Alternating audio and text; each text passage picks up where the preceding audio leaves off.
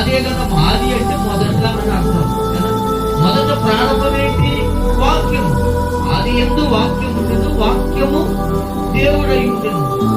కాబట్టి వాక్యమే దేవుడు కనుక, మొదట దేవుడు కనుక ఆ దేవుడిని అనుసరిస్తేనే ఆ తర్వాత ఎన్ని వస్తాయి. నువ్వు చేసే ప్రతి కార్యం సఫలపరచుకోవాలంటే ఈ నిబంధన వాక్యములను అనుసరించాలి.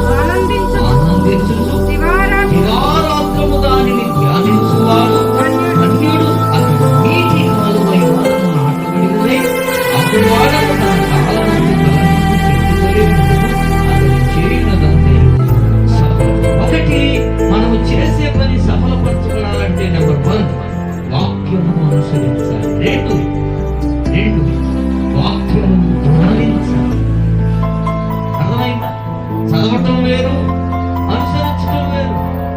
వాక్యాన్ని ధ్యానించాలి, వాక్యాన్ని అనుసరించాలి. ఇప్పుడు నువ్వు వాక్యాన్ని ధ్యానిస్తున్నావు, వాక్యాన్ని అనుసరిస్తున్నావు అనడానికి క్రియారూపకమైనటువంటి క్రియ ఉండాలి.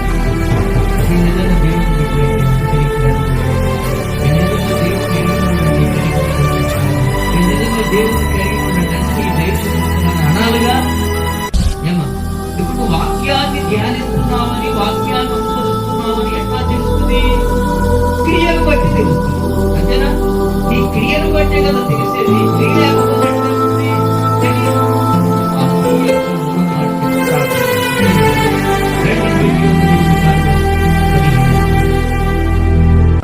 ద్వితీయోపదేశ కాండము 15వ అధ్యాయం.